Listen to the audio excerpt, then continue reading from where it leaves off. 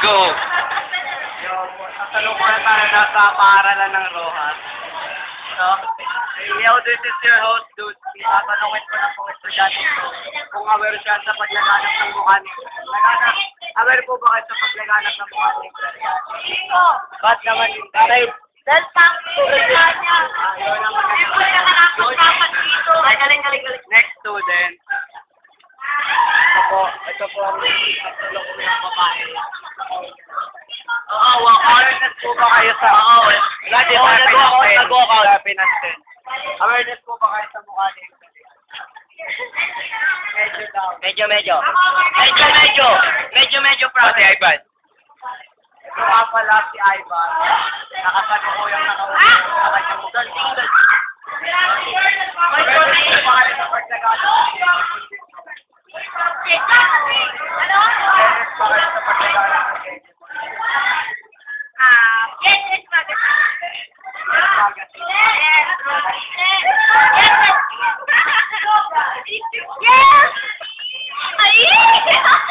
Bravo, doon natin.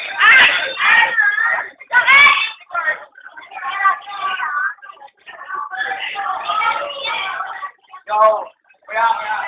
Ito nga pala yung magala sa kapo.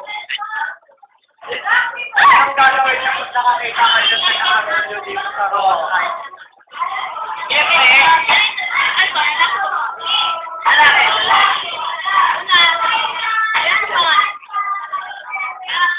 Walang kalibugan. Ano pangalan mo?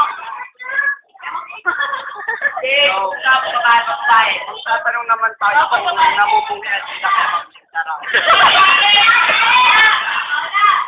Sige.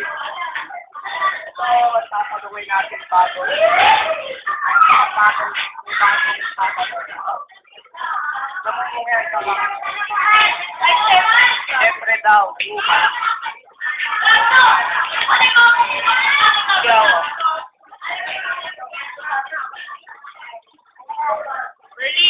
Kasalukuyan po sila nagbabasa ng love letter ngayon. Kailangan po nilang mag-seryoso. Po natin silang kunin. Hindi, huwag mga ito. Hawa ko.